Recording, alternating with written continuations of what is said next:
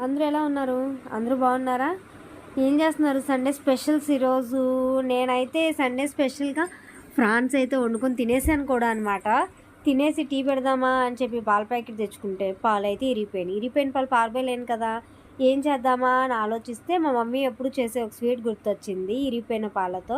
ఆ ఇరిగిపోయిన పాలు పొయ్యి మీద పెట్టేసి వాటర్ మొత్తం ఇంకిపోయేంత వరకు ఉంచి వాటర్ ఇలా ఇంకిపోయాక అందులో కొంచెం పంచదార వేసుకొని, ఆ పంచదార కూడా కరిగిపోయాక నెయ్యి, జీడిపప్పు, ఇలాచీ పౌడర్ వేసేసుకొని దాన్ని బాగా తిప్పేసుకొని, అంటే నెయ్యేస్తాం కదండీ! అది కింద అడుగంటుకోకుండా బాగా తిప్పుతానే ఉండాలి కంటిన్యూస్‌గా. నేనైతే స్టీల్ గిన్నెలో చేశాననమాట. అందుకని కంటిన్యూస్‌గా తిప్పుతానే ఉంటున్నాను. నేను తెచ్చిన పాలు కొంచెమే కదా! హాఫ్ లీటర్ పాల ప్యాకెటే తెచ్చాను. అందుకని కొంచెమే అయ్యింది. దానిలోకి నేను షుగరు, జీడిపప్పు, ఇలాచీ పౌడర్ మొత్తం యాడ్ చేసేసి అయిపోయాక ఒక ప్లేట్‌లోకి తీసుకొని సర్వ్ చేసుకున్నాను. మీలో